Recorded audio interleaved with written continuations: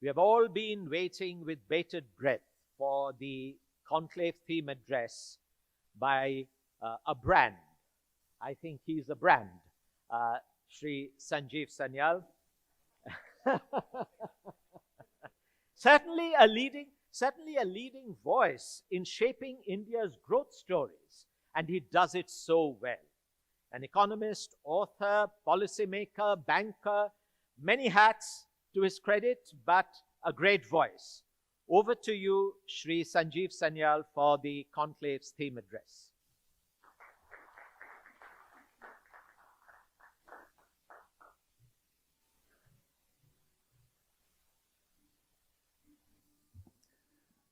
Honorable Finance Minister, Honorable Industry Minister, Madam Minister Mishra, my friend Leander, thank you very much for your very kind words. All the dignitaries of the Bengal Chamber, including the two Roy brothers here. Yes. Let me say that I really can't believe I am here at a conference called The Dawn of Viksit Bharat. And it is an amazing opportunity, once in multiple generations opportunity, that we really have to make it work. Now, there are of course many policies we want to implement, but let me say that ultimately politics and economics are downstream of culture. And the first thing you need to change is the way we, the citizens of West Bengal, perceive ourselves has to change. For far too long, our self-image was Bangalira ব্যবসা করতে পারে না. In fact, even worse, Bangalira ব্যবসা করতে চায় না. Now, for 50 years, this is kind of our self-image, and oddly, it stands at odds with thousands of years of Bengali history, which is all about doing business and trade. So if you just look at the map, and you can look at the riverine and sea coast geography, it will come as no surprise that for almost all of Bengal's history, it provided India with its largest ports. So you all know about the Magadhan Empire and the Gupta Empire. Well, their biggest port was Tamralipti. Before that, in the Iron Age, it was Chandraketugarh. These were not just the biggest ports of India, they were among the biggest ports in the world. Later on, Shadgaon, Hooghly, the Europeans also came here. They built their settlements along not far from here. Chandannagar, Srirampur, and of course, Calcutta, now Kolkata. Most of you know the story that Kolkata was built on 3 villages. Now, you may be under some impression that these were agricultural villages, but they weren't. They were actually weaver villages. The name Shutanoti literally means a hub of trade for shuto, that is yarn. It was actually a textile and yarn market. In fact, Boro Bazar and that general area still happens to be a big area for that business. So you're literally sitting on thousands of years of this history, and this history is seeped into even our surnames. In this room, there will be people with surnames like Banik, Boshak, Seal. These are all merchant surnames of those who crossed the oceans in their boats to faraway places like Indonesia and Malaysia and Sri Lanka. You have surnames like Kormokar, which actually is the surnames of those from the metalworking artisan guilds. You all know the very famous Gujarati surname of business surname Shah. Well, we have an exact equivalent which is very common in Bengal, Shaha. It's the exact same surname. Next door in Odisha, you have the surname Shahu. They're all descendants of those who were doing long-distance merchant trade. And it's there in all our folklore. Chand Saudagars, legend is all about merchant trade. How can they say, Bangalira ব্যবসা করতে জানে না? And this is not some ancient trade. This was true, ancient tale. This was true within living memory. Some of India's biggest businesses were built in and around Kolkata, for example. Of course, it attracted merchants from around the country and around the world, the Marwadis, the Gujaratis, Armenians, and many other communities. But the Bengalis themselves were very well known for doing business. Raja Ram Mohan Roy was, after all, a banker. Dwarkanath Tagore made his wealth not through extracting on agriculture, but through doing business. He was into banking, but very notoriously or famously an opium trader. So, this was even true 100 years ago.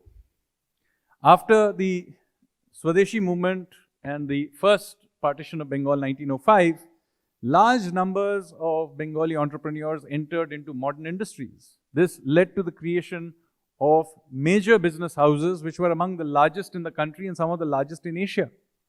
You have the direct descendants of them on the stage.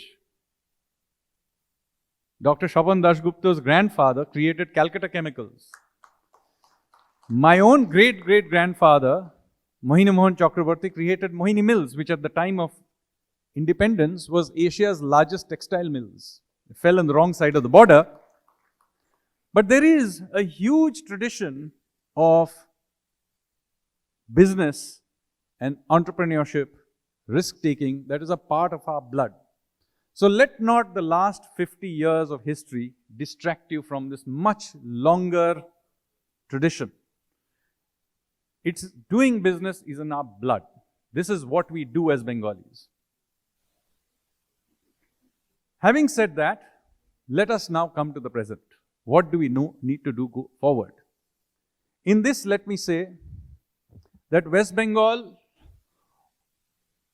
owes it to India to rebalance a major imbalance that exists in India as a whole. Many people talk about the north-south divide, but in fact, the real divide in India, and I've said this for several years now, is actually an east-west divide. The eastern half of India is distinctly poorer than the western half of India. In fact, it is such a powerful effect that it even shows through in large states. The western part of Maharashtra is richer than the eastern part of Maharashtra. The western part of UP is richer than the eastern part of UP. The western part of Madhya Pradesh is richer than the eastern part of Madhya Pradesh. Two identically in states in terms of linguistics, which is Andhra Pradesh and Telangana. Telangana is distinctly richer than Andhra Pradesh. So we need to rebalance this. But this was always not the case. In the 1960s, the average per capita income of West Bengal was 27% higher than the national average. Today, it is 20% below. In fact, West Bengal's per capita income is now lower than that of Odisha, which was traditionally considered a very poor state. And they have done very well in recent years, but even they continue to be well below national average. So we need to really do something about getting our act together, getting Eastern India going again. Let me assure you that this is something that the Honorable Prime Minister thinks a great deal about. For quite some time, northeast of India was one of our more neglected parts of India. And you may have noticed in the last decade or so, northeast of India has seen a great deal of emphasis, and it has worked. I mean, who would think like that a state like, say, Assam would be considered a place where, high-tech industries would want to relocate? Or that Agartala, of all places, would have one of the best airports in this country. Unimaginable. Now that transformation now has to happen in Eastern India, starting with West Bengal. I'm specifically mentioning here Kolkata. Of course, a lot needs to be done about North Bengal, Jongal Mahal, and rural Bengal. But I'm going to focus here a little bit upon Kolkata, partly because I am in Kolkata and in the interest of time. But I feel specifically strongly about Kolkata, but because in the end, rapid economic growth is ultimately driven by some urban hub. It is the excess surplus that is generated by that urban hub that allows then and reinvested into other parts that leads to growth. So in southern India, you have the triangle of Hyderabad, Bangalore and Chennai that drives this growth. Much of what the rest of the south of India benefits is from the sort of second order effects of this growth in this triangle. Western India has Pune, Mumbai, Ahmedabad, that triangle. Northern India now has the Delhi NCR, which is now spread all the way through Chandigarh on one side, Noida on one side, and of course, now creeping towards Jaipur on the third. We need a major hub in Eastern India. And by sheer size and history, it has got to be Kolkata. Networked, of course, through to Bhubaneswar, Ranchi, Guwahati, and Patna. But because it is simply so much larger than everybody else, this is perhaps the place that really needs to fire. And not to do it is to let the country down. So we need Kolkata to fire. Firing it up needs to do many things, and it's a long list. But let me give a few guiding principles. First of all, if you want a city to rapidly grow, do remember, cities are successful because of concentration, not because of declustering. It is very tempting all the time to say, oh, let us decongest a city. I'm afraid that misses the point about why cities are successful. Even in the West, let's say United States, vast spaces of emptiness, and yet their most economically successful city is New York. You couldn't imagine a more densely packed urban hub than Manhattan. Even on the West Coast, it's tiny areas like the area around the Bay Area, around San Francisco or Los Angeles. So it is urban concentration that generates this, and making this urban concentration work is what generates these huge growth. Even in this country, you look at Mumbai. You can keep eternally spreading out, but ultimately, what has Mumbai done? It has gone for urban density with the coastal road, with the metro system, with opening up Dharavi and trying to redevelop it. It's all about making concentration work. So when we look at Kolkata, we've got to make concentration work, not spread it out eternally outward. That is inefficient and misses the point about high growth being generated. Now, yes, high growth generates its own problems, as Bangalore is finding out. But then you deal with the problems of success, but after you're successful. So, when it comes to Kolkata, the first place to start is by unlocking the huge amount of derelict industrial land that is lying around. There is a huge amount. We can always get moving outside, but first of all, it unnecessarily encroaches upon productive agricultural land, which, by the way, Bengal, because of its geography, has very good agricultural land, which gives you 3 crops. So why encroach upon it? But more importantly, we have chunks of derelict industrial land from industries that shut down over the last half a century. This land needs to be redeployed. In many cases, they already have decent pre-built infrastructure, at least rights of way. And it is this concentration of this that feeding into each other that generates growth. Whether it is the derelict port lands along the Hooghly or the lands that are there with all kinds of industries, whether Hindustan Motors, Dunlop, NTPC, I can give a long list. I'm sure there are all manners of disputes and other things relating to each one of this, but we've got to fix this. Because if we don't and just try to build it in an ever-expanding way, we will miss the great opportunity of bringing Kolkata back as a city, and it has to be done by in-building, not out-building. Now, I've spent a fair amount of time here now talking about Kolkata.